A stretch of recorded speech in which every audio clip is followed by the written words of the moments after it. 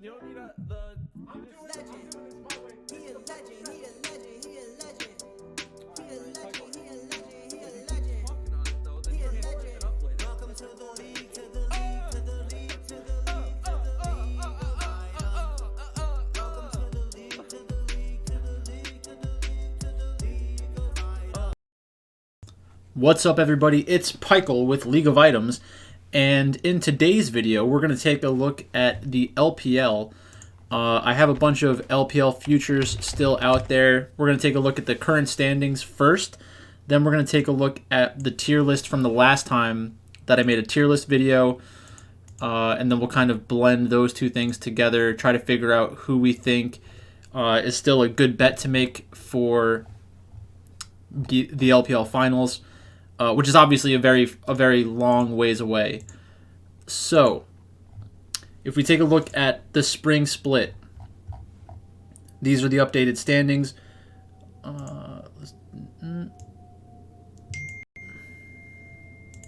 We have Weibo Gaming in first place.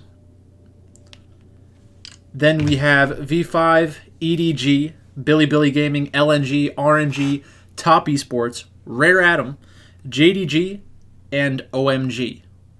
And then we still have a couple teams that are right on the edge that have a chance to make playoffs, Ultra Prime and FPX. So some of these teams have played more matches than the other. Most have played 10, some have played 11. It's a single round robin, so everybody will play 17 matches. So 10 teams get in. Right now, I have bets on Weibo Gaming to win the finals. They're in first place. I have a bet on V5 to win. They're tied for first place as well. I'll just bring it onto this screen. So a while back, I made a bunch of, relatively small bets. They're all like $20 or so, but I picked 7 teams that I kind of liked the odds on. And I tried to price myself in. So if one of these teams wins, I'll win some money. So BLG, I have 20 to win 160. Weibo, I have 20 to win 160. V5, 20 to win 220. FPX, who will currently not make the playoffs, 20 to win 260. JDG, 20 to win 680. Ultra Prime, 20 to win 820. And OMG, 20 to win 1020. So the ones that are sketchy are JDG, OMG, Ultra Prime, FPX. At least 2 of those teams should make it in. Maybe if I get lucky, Rare Atom will drop a little bit, but I'll most likely get 2 of those teams in. Then I have Weibo Gaming at a good number, V5 at a good number, BLG at a good number. 1, 2, 3. I have 3 teams at good numbers.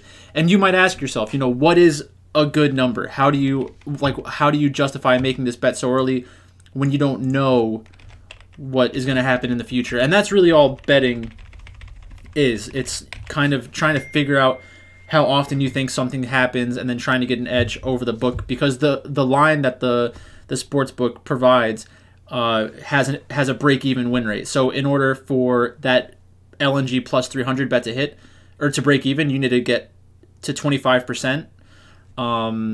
So to beat the book, they need to do it more often than 30% of the time. More often than 25 plus whatever you think the rake is. So I was never going to touch LNG at 25%.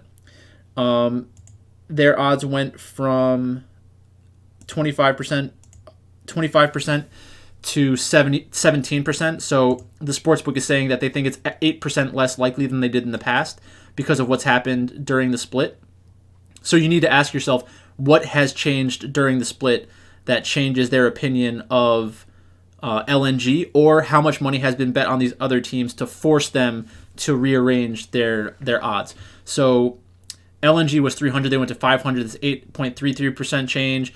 EDG lost about 5.5%. RNG lost the same 5.5%. So they were both at 350. They both came down to 500. You had V5 go from 1,100 all the way up to 350, so now they're the presumptive favorite. Weibo Gaming at 400, now they're in second place, right behind V5. They're not going to play each other in the first round, and they probably won't play any of these teams in the first round of the playoffs. So actually, let me just. I don't really want to. I don't want to sort it because it'll mess up a bunch of other stuff in the sheet potentially. And a lot of teams haven't changed. So, Thunder Talk, LGD, Anyone's Legends, Invictus Gaming, Rare Atom, surprisingly, is about the same. JDG changed only 1%, but it's a big percentage points in the 3,000s, 4,000s, 5,000s mean a lot. They mean a lot more to the money line. Well, it's not a money line, but the exchange rate. So like you're betting 100. If you bet 100 on the 3,300, your return would be 3,400. Because it's your bet plus the 3,300. So they've taken a decent chunk off of that. So that's the 1%, and then the biggest losers in terms of the sports book. Top Esports. So Top Esports, they're 6-4. They've had a really tough time in the beginning of the split. I think this is getting pretty interesting. Like I might want to bet on them at 1,600 because once you get into the playoffs, it's 1 out of 10 teams. So I might actually want to bet on Top Esports at this point.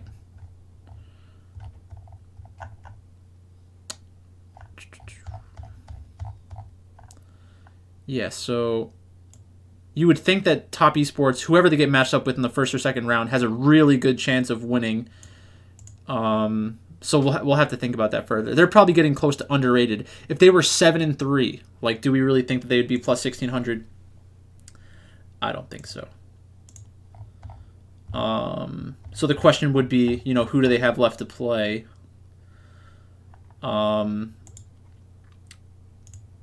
So, yeah. Let's take a look at the last time I made a tier list. This is what my tier list looked like previously. So let's compare that to the odds. So I had EDG and LNG as number 1 and 2. That was exactly what the sportsbook had. I had RNG, Top Esports, and Weibo Gaming, which was slightly different from the book. The book had BLG a little higher. I'm not a huge fan of BLG from like a value perspective because I think that they're a little overrated with the amount of people who want them to be good because of Uzi. But now they're at 1,100. That's pretty interesting to me. The one thing is that you can probably get, since I have them at plus 800, I can probably just play specific matches with them, and I don't have to bet again on them to win the championship altogether. So we had LNG, EDG, RNG, Top Esports, Weibo, BLG,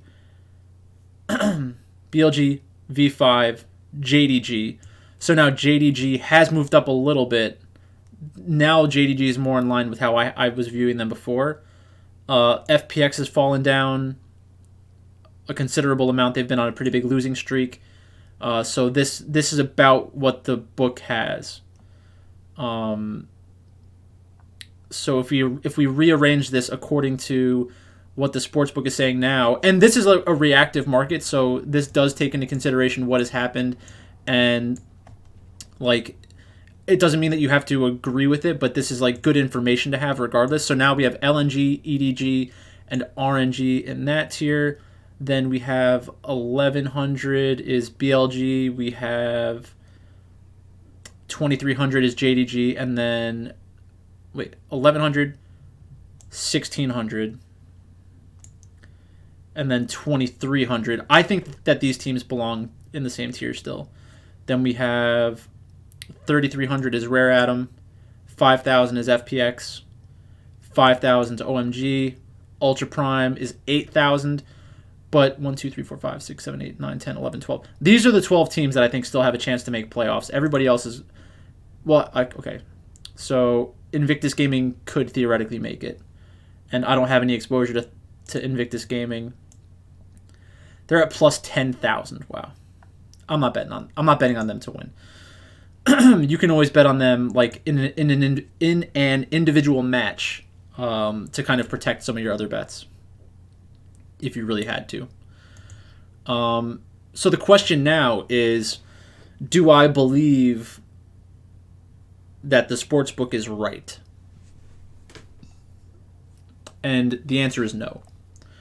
But how wrong do I think they are? So let's talk about some of the individual teams. Let's just start off with LNG. So the sportsbook moved essentially LNG from the number 1 team in the region to tied for the 3rd best team in the region. I have a tough time downgrading LNG from where they were previously. I think that they definitely did not look their best against a team like V5, but if you look at every individual lane, and I said this the other day, Rich against Ale, I prefer Ale. Tarzan against Karsa, I prefer Tarzan. Do and B against Rookie, that's a wash. Light and Lumao against Fodik and PP God. Fodik and PP God had a really good match, but those are the kinds of things that in a best of 5 series, like, it's going to be I think as time goes on, well, this isn't necessarily true. This is kind of like what I hope to be true, and it doesn't always come to fruition. But I think that a lot of teams are going to get smarter about drafting as time goes on. It's really inexcusable, I think, at this point to give up Jinx. If you're blue side, you should be first picking Jinx, I think, almost every single time. Yes, there are responses, but you should force the other team to make the correct response. It's just crazy, some of the matchups that we see with like Jinx against Jhin, or like Jinx against even Jinx against Aphelios. Like, yes, Aphelios has a decent win rate in general, like right around 50%. Jinx is at like 57%, and if you're opting into the Jinx versus Aphelios matchup, Jinx has been consistently winning that matchup because the long range allows her to play the easier side of the matchup. So that's a pretty important thing to take into consideration when you're looking at teams' history, to look at how often is this team allowing Jinx to go to the other team. There's 2 ways to look at it. 1, that's bad draft preparation, in my opinion. 2, it could be a spot that they improve. So if you believe in their draft preparation long term, you might be able to like see that they've been prioritizing Jinx like as an A-tier champion, not always the one that's the most important for their draft. If they started treating it like an S-tier champion where it's the one that you're pick banning around completely, then maybe you get into a spot where, you know, they're just playing at a better level. The other thing to take into consideration is the team's AD carry good enough to play a hyper carry and have the team funnel all of the resources into them? So I guess that's an important thing we should also talk about here. Is Light good enough? That's a good question. Maybe he is, maybe he isn't. I think that we've seen enough to say that, like, he'll never be the most important player on LNG. I think that Doinby and Tarzan and even Ale kind of deserve more attention from a talent perspective. But Light has played Jinx. Light can play Jinx. If LNG is getting the Jinx side of matchups, then they're going to be in a good spot. Then next up we had EDG. And I've been pretty low on EDG for the entire split. I knew they were overrated at like the 350 number. There was no way I was going to play them at the 350 number. Going into the season, I had them ranked as my number 1 team in the LPL from respect alone. And if you go back to watch my initial ranking video, you would see that it was basically like they were the world champion, give it to them for the beginning, but then as time goes on, we'll probably change it. And then I had LNG move up past them. So I do think that LNG belongs up here. I do think that EDG belongs kind of in the second tier. Now they're going back and forth between Flandre and Xiaoshang. Jai Jai is a good but not great jungler. Scout is a very good mid laner, but he has a specific style. He's more of a control mage player. Then you have Viper and Mako. Viper and Mako are great. That's why they won the world championship. I'm not sure, I'm not sure how other people kind of see their run at Worlds, but it seemed pretty obvious to me that a lot of those games were just bot differential, or like bot diff. Because I think that when you got to that part of Worlds, Viper and Ruler were by far the 2 best AD carries. And then everyone else was kind of just... The games were...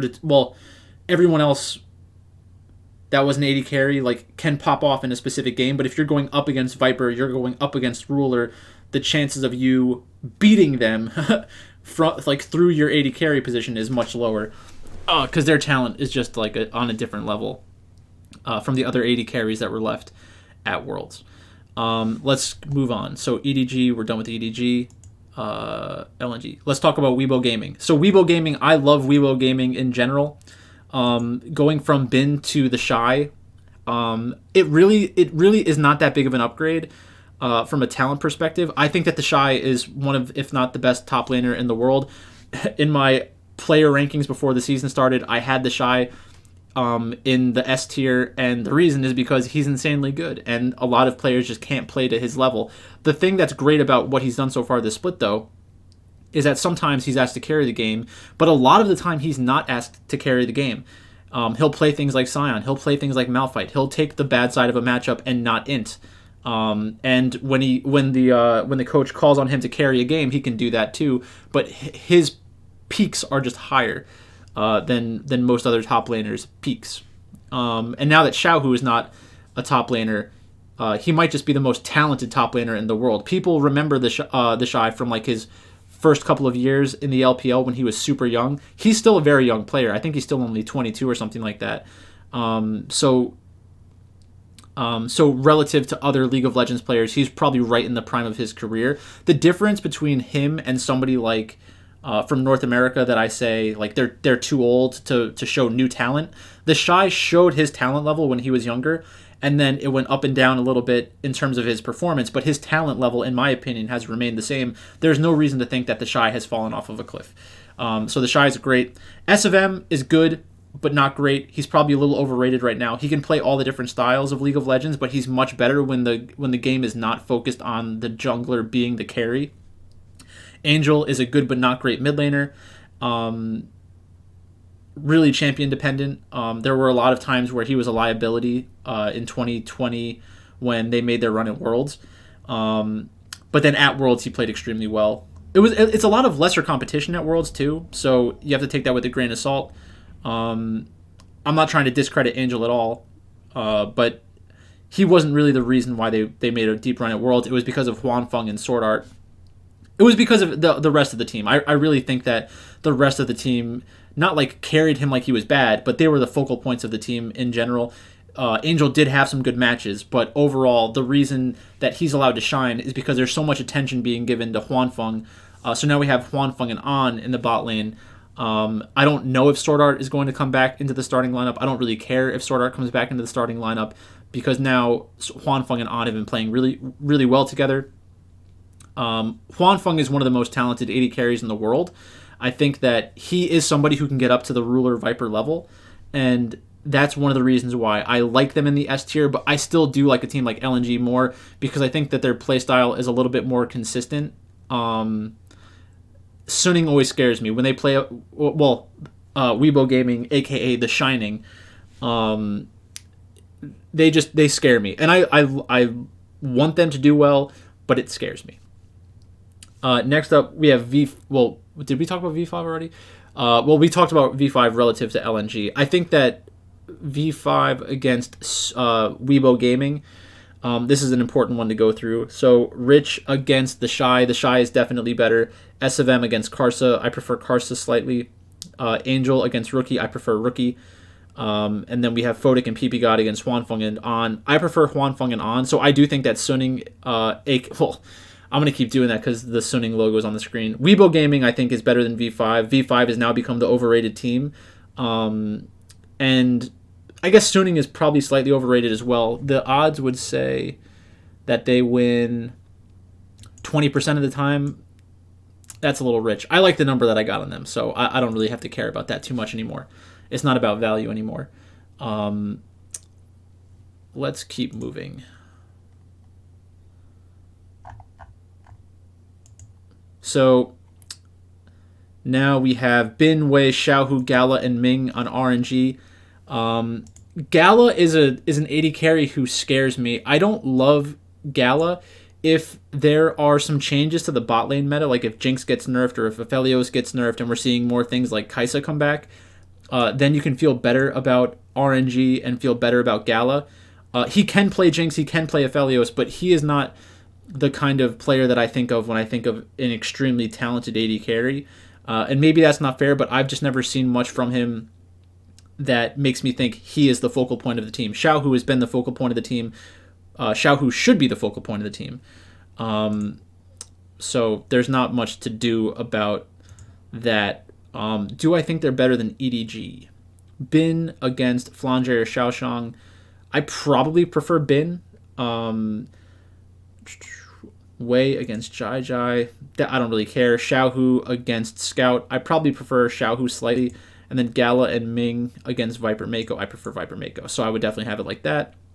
So let's see where we can put the rest of these teams. 1, 2, 3, 4, 5, 6, 7, 8. These eight teams really have the best chance of winning something. So let's do BLG. So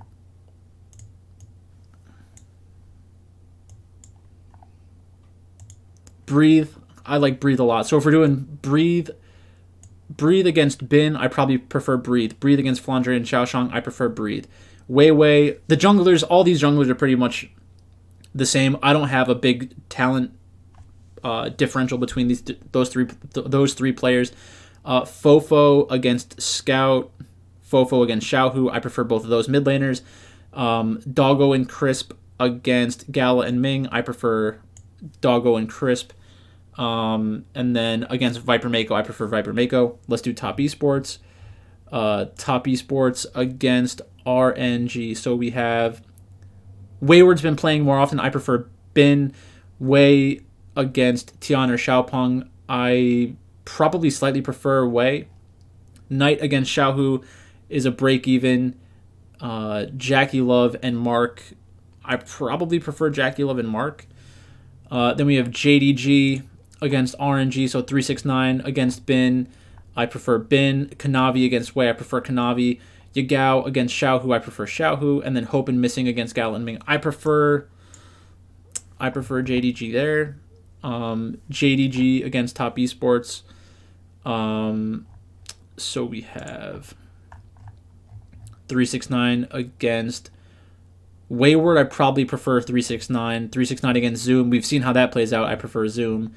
Kanavi against Tian or Xiaopeng, definitely Kanavi. Yagao against Knight, definitely Knight.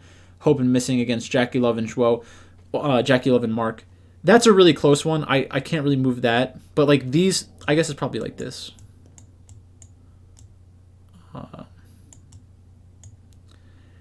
It's probably closer to this. I do think that LNG is the best.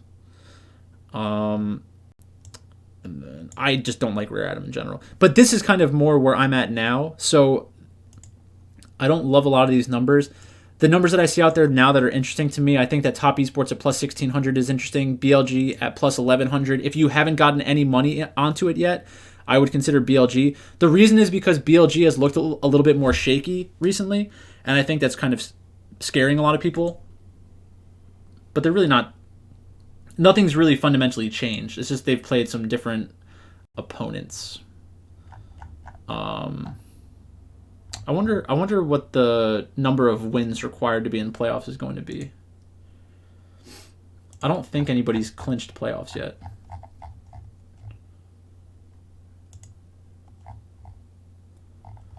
We have... Everything's done March 20th, so we have about 3 more weeks. 4 more weeks. 3 more weeks. We have 3 weeks of games. So we still have another week or two before I can really lock in all this kind of stuff. But this feels like a more accurate representation of how I feel about the region right now. So let's save that. But yeah, that's all I've got for you today. I'm going to do another video like this for the LEC, LCS, and LCK. The thing with the LPL is that there's so many teams. This just takes a much longer amount of time, so I can't really talk about much else. I'll try to incorporate some other thoughts about teams into the other videos, but thanks for watching, and I'll talk to you later.